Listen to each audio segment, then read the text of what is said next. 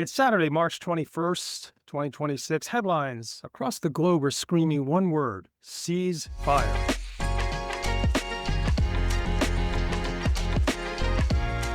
Israeli media is reporting that President Trump will announce a definitive end to a 3-week-old war with Iran by the end of today. The markets are already pricing in the peace. But here's the problem. The Iranian Foreign Ministry just issued a flat denial, calling the news manufactured optimism to cover up ongoing strikes of 85,000 civilian sites. And while the spun news paints a picture of a diplomatic masterstroke, the investigative reality is preemptive chaos. We are seeing reports of a humanitarian crisis in Tehran, where precision strikes have hit schools and sports halls. The traditional investigative angle, we're looking at a president demanding unconditional surrender on social media, while his own intelligence community warns that the regime is actually consolidating power behind the smoke. When the lead is a tweet and the truth is buried under the rubble, you need a different kind of lens. I'm Richard Schreiber. And I'm Tom Martin, and this is True Journalist. And today we have a very special guest with us, Henry Lenz, a longtime CBS stalwart. Way too many things to list here in terms of his accomplishments. Worked with anybody and everybody behind the scenes. Walter Cronkite, even you, Tom. Long span on the Radio Mystery Theater, a staple at CBS. Over the many years, worked in sports. I can't even begin to do Henry justice in terms of his accomplishments. So we're just, who was that Truman Capote line? Tickled pink to have him on our podcast today. And we're going to start off with a topic I know that's near and dear to both of you guys, and obviously not one that is of a positive nature these days. And that is the end of an era when CBS announced that they're terminating the CBS Radio News after decades, or CBS Radio News. And I know some of us, without making this a political statement, the abject result is it's yet another voice that's been silenced that would report the news or just the facts, as Edward R. Murrow would say. And it'll be going away. It'll be no more. From a news organization that obviously has ties to the current administration. And that's both a cautionary tale, both one that really is heavy on our hearts. Tom, I know you have some deep thoughts, and Henry, obviously, I can't imagine. Yeah, Richard, I thought it's funny. Henry and I are new friends. We connected, I guess, through social media to some CBS News communities and whatnot. And I'm very happy that Henry, his wife, made the effort to come see me in Connecticut before I moved from Connecticut just a couple months ago. And we enjoyed reminiscing about Walter Cronkite and Charles Kuralt and so many of the giants. And Henry really is connected to the Murrow era. I know that's hard to believe because all of us here on the podcast are only in our 30s, but it's a miracle, basically. But no, Henry has amazing stories. And when I heard the news, again, Richard and I have talked about Barry Weiss and CBS News and the changes that come with AI and technology and everything, different political administrations, of course. But it just seemed like such a tragedy. Henry, I think you were the first person that I thought of because you did so much quality work and worked with so many of those legends. I would just love to hear your thoughts and what, if some people just want to think, oh, it's just a change. It's not just a change. It's really losing a treasure as far as I'm concerned. Of course, Dan Rather wrote a little blog a couple of days ago about, well, not only is it a personal disaster, it's a historical disaster and a civic disaster. Yeah. Because the CBS brand and the credibility and the truth reporting and not being afraid of offending people in power, all of that is being diminished greatly. And this, of course, is an enormous loss. Yeah. I was thinking, again, what we often talk about, this podcast series is fairly new, but we certainly talk about the importance of reporting with integrity, the importance of journalists, whether they're anchors or producers or editors, who have a commitment to serving the public. Again, I sometimes refer to my dad, who was a lifelong newspaper editor. He said, we may not be elected literally, but we owe it to the public to ferret out the truth, to shine a spotlight on all politicians, whatever party they may be. And you really are a bridge to that earlier era. You did work with Murrow Boys, as they call them. And I would just love to hear about some of those qualities, about whether it's Cronkite or Kuralt or Charles Osgood or any of the Douglas Edwards. It's amazing, people that worked with over the years. But clearly, from all I've learned, they really had a personal commitment to the truth and to doing solid journalism, to serving the public. It was certainly a learning experience. It was an education watching the news being put together, and the emphasis on getting sources and making sure everything was verified and getting it on as quickly as possible. The CBS News Radio hourly newscast every hour, that began with that sounder. I probably played that sounder from a cartridge 20,000 times. Famous notes that man sure is. Is that the one Paul Anka used to get a royalty on, or that's something else? You know what? I wonder who came up with that. But certainly it was a lot of times by the seat of our pants. Everything was all analog. It played off reel-to-reel tapes or cartridges. Mhm. And the editors would run in with, this is the next tape you're going to use. And I might have 5 or 6 either correspondent reports or actualities, interviews, or sometimes going live on the phone, or lines to Washington or Chicago or California, broadcast lines. And a lot of times the order of these cuts would change 7 times in the last minute before air. So it was a lot of adrenaline, but it was thrilling to pull it off every Yeah. hour. And you're talking about what's referred to as the razor blade era. Now, when I was in school, I remembered the large reel-to-reel tape decks and taught myself how to edit with a block and all that. And then folks did it on 1/2-inch, 3/4-inch videotape too. Back in those days, it was not a perfect science, but man, watching those video and sound editors going at it, it was precision. It was pretty impressive.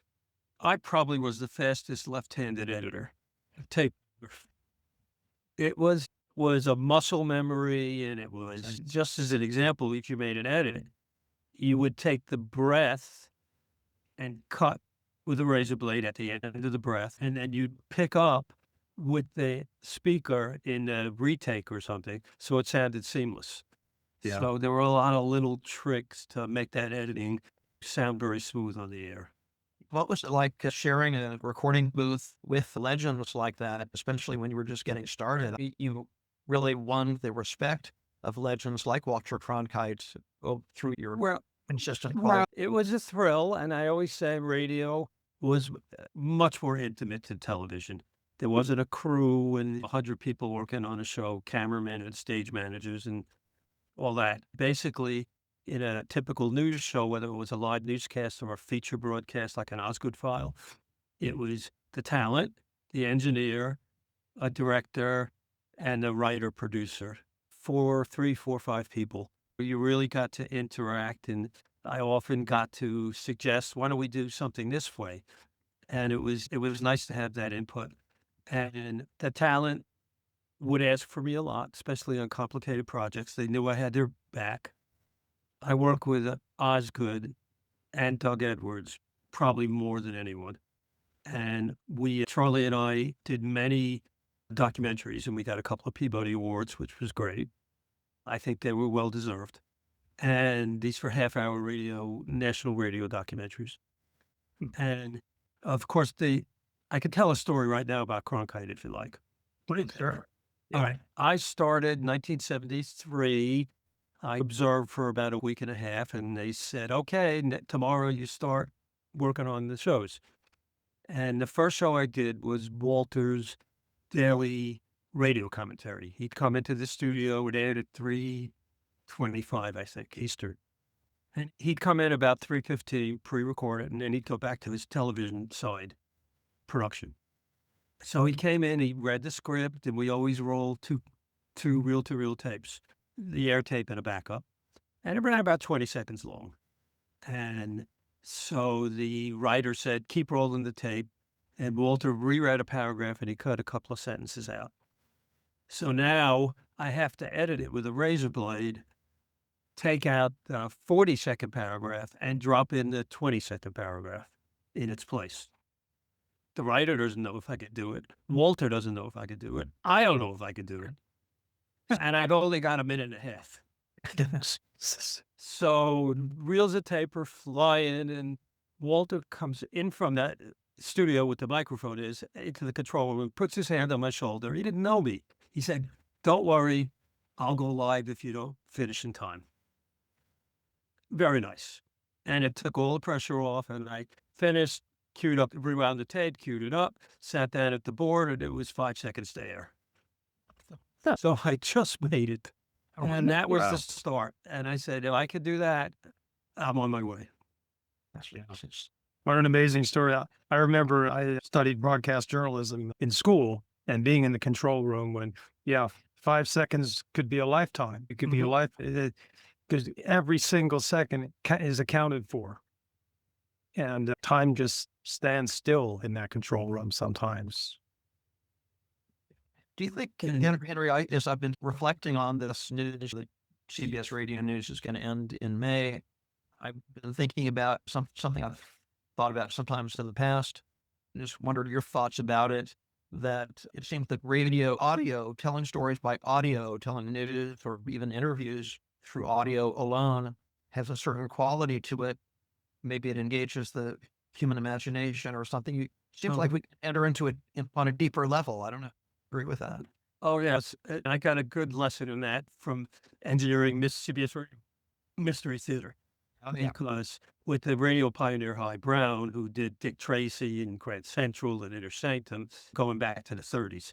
And he always talked about the mind's eye. And he creates better pictures with your mind than with video. Wow. And I was lucky to basically get shoved into the control room by accident one day. It was like Luke Harrigan, Wally Pipp. And the main engineer was missing, and I was there as a union add-on person that they required to stand by. And they said to me, can you mix? I said, I think so. And I was 24, and they threw me in the studio, and I looked at me afterwards. He said, that was good. Come back tomorrow. And that was beginning 9 years with E.G. Marshall and all the actors. Wow. Oh, wow. Thousands in broadcasts. And that was, it was live on tape with a retake of a scene if we needed. But back in the old days, they were live on the air. And we actually did that in the original Arthur Godfrey studio in Columbia Records on Fifth Avenue. And so that was, in addition to doing the news, 2 days a week, I'd be over there mixing these radio dramas. What a great experience. Yeah. What are your top 3 memories from that era? Of course, I'm very proud of the Peabodys that I got with Osgood, because I feel like I had a lot of input in how we put them together. One was about the 300th anniversary of Johann Sebastian Bach's birthday, a spectacular half-hour show. And another one was about how students don't understand anything about geography. And that was in the 80s. Not much has changed. And the main producer of that documentary broadcast series, a weekly series, was called Newsmark, was a fellow named Norman Morris. Norman was a big mentor of mine, and he encouraged me a lot to have input. It wasn't like, here's the script and put the music in here and fade the announcer out there. It was really like, what do you think would work? And I had an idea. I was going on an alumni trip to the Galapagos Islands. Wow. And I said, there's Darwin, there's history, there's evolution, there's the environment, there's a lot of interesting angles to this. And he said, go for it. So I brought on a microphone down. I did all the interviews. I edited everything. I put all the sounds of the sea lions and the tortoises in. And we made a half-hour show. And I asked David Jackson, who was a CBS correspondent, to narrate it. And I wrote an introduction to the whole thing about Darwin, and I asked Carroll to narrate it, and he did. I probably was the only engineer who ever wrote and produced a broadcast on the radio network. That's amazing. I think we all can trace our initial expose to the Galapagos Island. What a just an amazing place. I admire your work there. It's one of those life-changing experiences, I'm sure.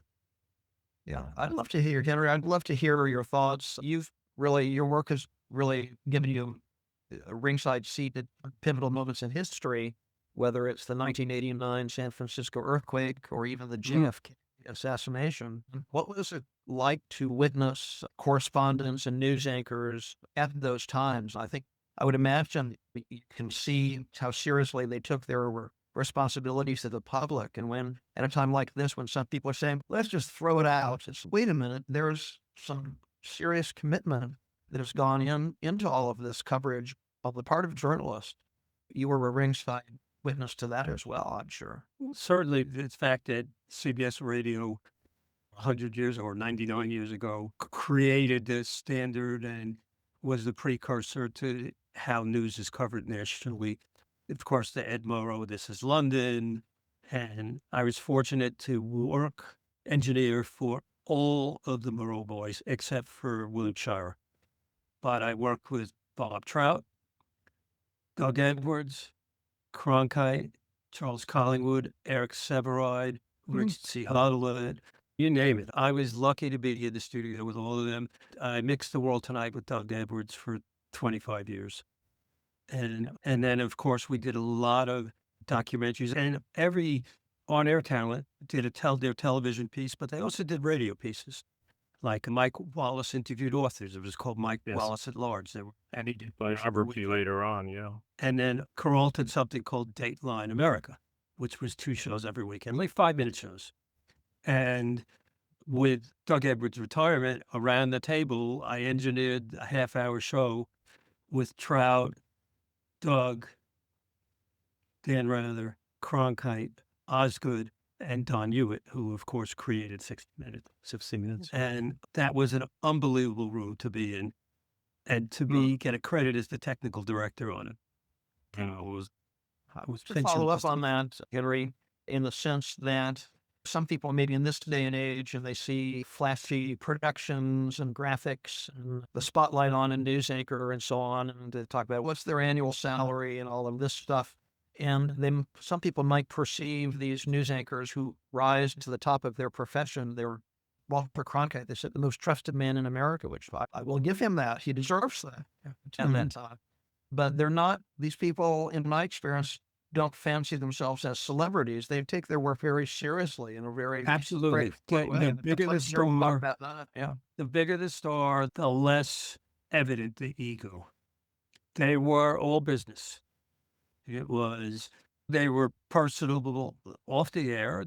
For the most part, they remembered my name, which was always nice. And they weren't all full of themselves. Occasionally somebody was, but for the most part, they were really professional. And that was a nice thing to see. And the emphasis was on getting things right and getting things in a timely fashion. And I'll tell you a quick story about the JFK assassination. In '88, I did a show with Dan, a half-hour look back at the whole 25th anniversary, yeah. The 25th anniversary. And so we worked together pretty intensely for a couple of weeks. And when there was an editor on the news desk at CBS Radio, his name was Mort Tank. He was Murrow's editor in World War II. Wow. And Mort's son, Harry, became a writer at CBS, who I'm still friendly with. Anyway, when I worked with Mort, he would bring in script or copy or talk to me about how to play something on the air. But I was usually in the studio and he was usually in the newsroom. But Harry tells a story about the time his dad picked up the phone, November 23rd, 1963. It's Dan Rather. Mort, he's dead. Are you sure? Yes. Go with it. Wow. And before Cronkite aired it, Alan Jackson of CBS News was on the radio first with the report. Wow. So that's how it happened. It was a phone call. Yeah, I remember reading Dan's book, The Camera Never Blinks. I think he reports that whole sequence because he was a local reporter in Houston, Texas, CBS affiliate, I think, back in those days. Yeah. And so that's just an example of how everything happened and how we went with bulletins and the way we alerted the thousands and thousands of affiliates. We had a little electronic chirp. It sounded like a bird. It was called a net alert. And it was a system where you could send up to a number 1 or a number up to a number 15. The number 1 was the start of a program, and it automated some stations to go to the network. A number 4 was the end of the program. A number 2 was a commercial. A number 10 was a bulletin. A number 15 was a national emergency. And we would send these numbers out from our transmitter in master control. And strangely enough, one time the bird sound effects on Mystery Theater triggered a number 15, a national emergency. And the phone calls started pouring in. We had to filter that frequency out quickly to correct the problem. Yeah. So what did this in Hawaii a few years ago? They said the alert came over text, said duck for cover, or says, oh, sorry, that was an act. Yeah. But I was going to say I have two questions, and the more I think about them, they're related actually. And one is, again, on our podcast here, Richard and I often can't resist shining a light on the current administration. I think my father was alive to witness the first Trump administration, and it was just very troubled by that label over and over, like a mantra, fake news, fake, excuse me. And there's some kind of, in my view, manipulation going on here. But of course, to younger people who might be listening to this conversation, what could you say to them about what's at stake here, that we really need to appreciate journalists who really are serious about their profession, and it can't just be wiped clean without a second thought. And the second question that's related to that, I do think is related to that, is Richard and I also often talk about AI. Not all AI is evil and all that stuff, but a lot of people are creating these fake videos, even about war in Iran, fake videos. Yeah. And so it seemed to me that human beings who we can trust are more essential than ever. And Absolutely. more rare than ever. I just saw it by osmosis. I was a news director at my college radio station, but I learned a little bit doing it. To see it being performed at the highest level with the CBS brand was quite an education. To watch how the emphasis on getting a couple of sources, doing interviews with everybody involved. And of course, this claim of fake news is all phony. All it means is we don't want the truth to come out, so we're going to call it fake. If we disagree with it, it's fake news. And of course, yep. Yeah. And I think that what's lost now with the end of CBS Radio is an enormous outlet. The Boston and Chicago and San Francisco and New York and LA are still going to have good coverage of events. Right. But all these thousands of stations across the country don't have access to interviews and voices and trusted Margaret Kalb or Robert Pierpoint or Bob Schaefer, all those people. You don't hear their voices or the equivalent. Yeah. And it's a huge loss. NBC and ABC and United Press International and PBS are going to pick up some of the slack. But that CBS gravitas that is a loss that I think younger people can't really appreciate it. There are so many 20-somethings, and if I mention Cronkite, they don't even know who I'm talking about. Yeah. In a similar vein, Henry, around the Washington Post, obviously we know that Jeff Bezos laid off a third of their staff recently. Tom and I grew up watching the Watergate trials on television in social studies class. That was my social studies. I was learning about the Fourth Estate, that the Washington Post and the New York Times, they played a huge role in winning a landmark Supreme Court win over the Nixon administration. That paved the way really for the Post and Woodward and Bernstein and everything that happened. And there's so many parallels being drawn between the Nixon era, another authoritarian type president who attempted to do what he attempted to do. And we have a kind of a parallel universe. The difference being is that the press today has almost no credibility in the sense of being that ombudsman or that Fourth Estate that I grew up and all of us grew up appreciating through the many of the figures you worked with. It must be hard to, I think most of us have a good radar in discerning yes, what's true and what's AI, or you can't always be right. But I like to say that I first started in 73 in Cronkite's Daily Commentary, and he's talking about Watergate. So Yeah. I was mixing Walter talking about Watergate. Yeah. And then to go through the whole 40 years I was there, to see all these people come through the door. Osgood and Doug Edwards were probably the people I worked with the most.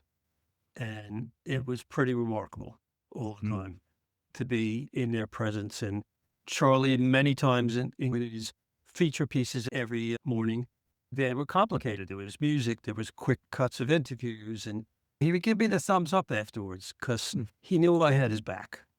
So it was quite an education. And I like to say, so my first show with Walter was in 73, and Walter's last anchor, which most people don't know, was in 99, not in 81 when he left television. He came back to anchor the radio hourly when the Clintons' impeachment vote happened in the Senate. So we came into the New York studio, and I happened to be the engineer that day. And before air, I said, Walter, he remembered me, but not totally. And he said, turn up the headsets. I can't hear very well. And he must have been in his close to 90 or in his late 80s. And so we opened the newscast, and then he threw it to a reporter in Washington, to Bob Fuss. And right before we went to air, I said, Walter, we have a mutual friend. We both had the same heart bypass surgeon, the same guy who did Letterman and Larry King and a bunch of other people. So we were talking about the surgeon Wayne Isom at New York Hospital before we went on the air. I like to say I started with Walter, and when he wrapped it up, I was with him again. Wow. That's amazing. All those years later. So Henry, we could go on and on. I love hearing your stories, and especially your personal reflections, being there and processing, working with these legends, and their witnessing their integrity, their dedication, and so on. Where can people find your work? Because I love your work. Again, we connected fairly recently, and you mentioned the Bach piece and some other done with images and video and photos. I mean, people really enjoy it. I tend to make little movies, 5 minutes, 10 minutes, 15 minutes. They're like slideshows. They're a little like Ken Burns type of presentations. And I put most of them on YouTube, on my YouTube channel. And some of them I just post on Facebook or Twitter. And I probably made 100 movies, many about CBS. And it's fun to share it with people. I've made stuff about my career, but I've made stuff about some of the programs we worked on, the Mystery Theater stuff, and of course the sports. Talking about professional reporters, I was in Candlestick Park in '89 at the World Series for the earthquake. Wow. And we lost our satellite uplink. We had 12 phone lines in the booth for a variety of coordination and backups, etc. And we lost 11 phone lines. So we only had one working line. ABC TV was off the air, but we were airing the pre-recorded pregame show. So on the phone, I said to the studio, we're going to interrupt the tape portion, and you're going to go live to this telephone. Tell my family I'm fine. Do not hang this phone up.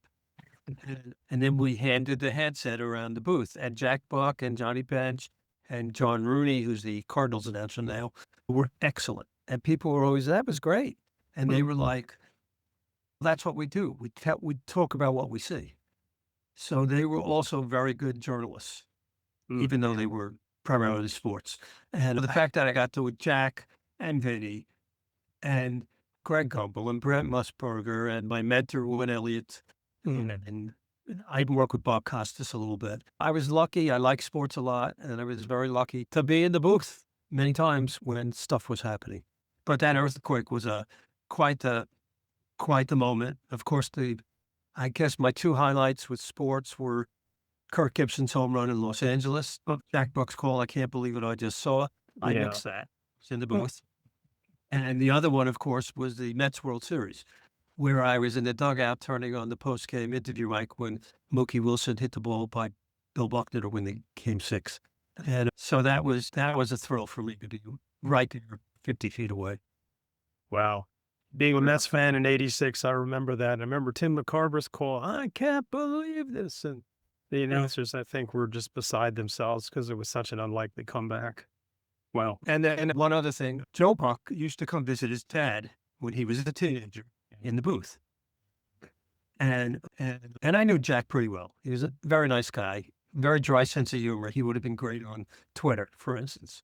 At any rate, last year, I went to visit Joe at his Monday Night Football broadcast at SoFi Stadium in Los Angeles. So it's fun. I have a selfie with Jack, and then I have a selfie with Joe, like 50 years later. Wow. But it was like he said, I'm glad to do my dad. He was the best. So that was pretty good. And then, of course, just last season, I went to visit Howie Rose in the Mets booth. And we talked about a lot of stuff today. Meto. Wow, Oh, yeah, of course. Yep. so many memories. So between the sports and the entertainment, I even worked on the Letterman's top 10 list with Alan Coulter, the announcer. And Alan was a classmate of mine at my alma mater, so I was friendly with him. And so I did a lot of entertainment program. And the other person I worked with was Dan Ingram, the famous WABC disc jockey. Dan's the reason I wanted to be broadcasting. I listened to him when I was in high school on WABC in the afternoons. And then he did a syndicated top 40 show at CBS in the 90s, and I became his engineer. Well, I was extremely lucky. I had skills. I think it was my enthusiasm that got me noticed. To many people, it was just a job. To me, it was, I loved it. It was never, gosh. I didn't work a day in my life. And so I was lucky, but I made some of my luck too. What a blessing, Henry. From that surgeon and from that Cronkite story you shared with us, clearly you have that precision also, as well as that intention and that dedication to be top quality. I was a bit of a perfectionist. One final question before we move on to close out. Henry, what advice would you give to a budding journalist today, knowing the climate, as you mentioned, all of the stately announcers back in the day subjugated their ego because the story, the accuracy was the story. Today, you have so many demagogues out there on various news channels where they think they're the story. It's, you know what, in a sense, we're dinosaurs. It certainly helped to be working at a place that had credibility and you could pick up the phone and say, this is CBS News, and people would be willing to talk to you. Like I said, I think it's your enthusiasm that gets you noticed, your creativity, your drive to get to the heart of the matter and filter out stuff that's extraneous. The funny thing about editing is that it hurts to take out 10 seconds, but only you know about it. The people who are listening don't know the 10 seconds is missing. I mean, we did many obituaries all the time with a cabinet of scripts and tapes, audio tapes, and we were always updating them. And when we updated Bill Paley's obituary, the founder of CBS, we had to get interviews from his office, and we couldn't tell him why. Because we're putting this together for when you're gone. And so I mixed the soundtrack for that. And when Sinatra died, I did a half-hour show with Osgood, which was spectacular. And I've sent that to Nancy Sinatra, actually. But what would I say to people starting out now? You want to get noticed. You want to be persistent. And you want to get your foot in the door that's someplace that has credibility. It's not easy. It's certainly not as easy as when we started. But I don't think those things have changed all that much. They just may be a little bit harder to find. Yes. Thank you so much for joining us. It's a thrill. I enjoy that we can have these conversations, reminisce, and also, as Richard, as you're saying, underscore what's really important. These are important things we're discussing here. Henry, I really appreciate your sharing that all with us today. Sure. Happy to be here. Thanks again, Henry. It was a real pleasure to meet you and listen to your remarkable career, and what a blessing. So yeah, just moving into our last segment where we actually talk about a segment we call The Wire, which is we look at some top news stories where the reporting has been a little bit variant, shall we say, based depending on who you speak to and who the source from a government perspective is. We talked a little bit about at the top about the war in Iran and how that has really shown some real dichotomy, if you will, or differences in terms of not just how it's being reported, but how the president of the US versus Iran is speaking to and recording the news coming out of Iran, such that Jon Stewart, who's a staple at Comedy Central here in New York, made the comment, "It seems to me that the Iranian administration is more reliable than our own administration for reporting the news on the war." And I don't think he was just joking. He has a tendency to. So funny, Richard. I was thinking of that exact line earlier because I was trying to remember what late night host it was, but he said something like, "So President Trump said we've been having discussions about resolving everything, and the leadership in Iran said it never happened. Now let me ask you guys: should we take the word of a dictatorial extremist regime?"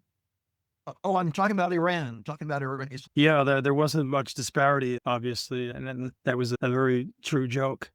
A couple things that showed up in the news this week that we want to talk about. One is called the precision doctrine, where the Pentagon has consistently claimed surgical accuracy in terms of the strikes against 10,000 Iranian targets, including Navy vessels, missile facilities, etc., when on-the-ground reports from the Red Crescent, a local news source, confirmed 85,000 civilian sites damaged. Precision claims are undercut by footage of destroyed schools, medical centers, and predominantly civilian targets that are being targeted more so than what you would consider exclusively military targets. Number two, the DHS invisible shutdown. The administration continues to frame this 40-day DHS shutdown as a necessary stand for fiscal sanity and securing the border through efficiency. Funding ICE. I'm so sorry, but let's go back 30 seconds. You don't need to edit this, but I forget if I shared this story with you, a link to a story that was in the New York Times 2 days ago. It said the U.S. said it helped bomb a drug camp in Ecuador, but it was really a dairy farm. And so the New York reporters interviewed the farmer. He said, "Does this look like the training facility to you?" So all the more need for accurate reporting than that. Sure.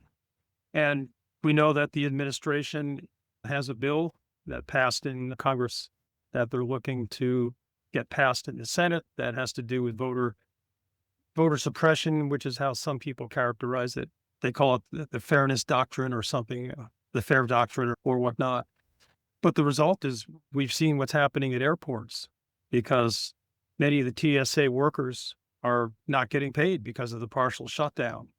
And they've walked off the job, and the president's response was to assign ICE agents to the airports. And a lot of reports show friction between the TSA agents and ICE. There's no formal training, with no formal instructions. That's another example, I guess, where the reporting it's not unusual for our government to misrepresent things. And Henry remembers Lyndon Baines Johnson, and during that era with McSorland and Westmoreland, rather, during the Vietnam War. But at least then you had journalists that would check that. And obviously Daniel Ellsberg became a key figure. But today, I think what's really concerning is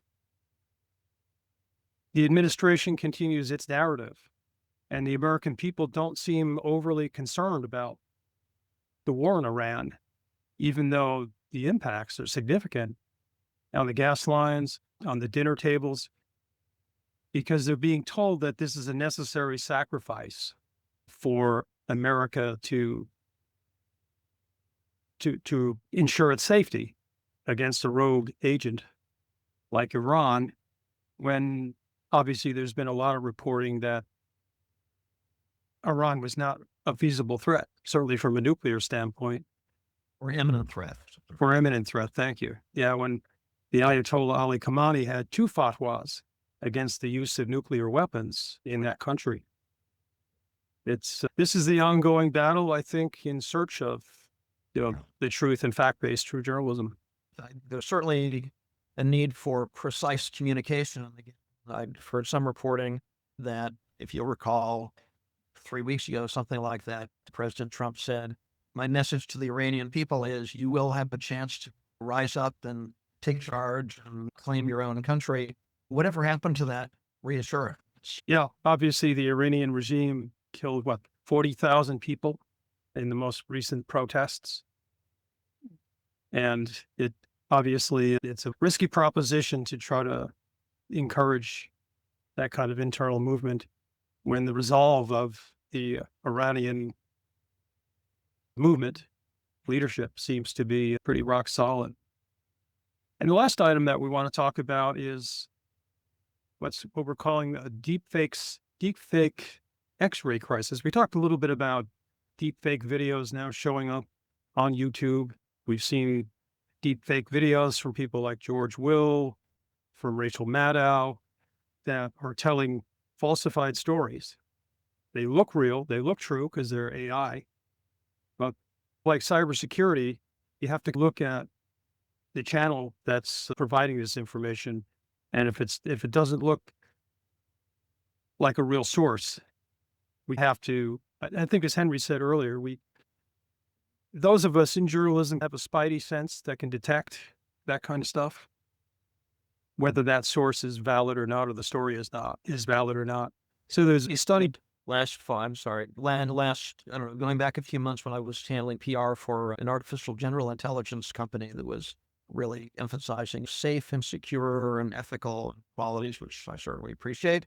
They had called attention to, I think it was a Microsoft study of several different AI platforms that said, yes, AI helps the medical profession, can faster diagnosis and so on. And some people have printed out the reports and said they bring it into their doctor and say, look, I researched this, and they've actually found it helpful. It enhances the interaction with a live human physician.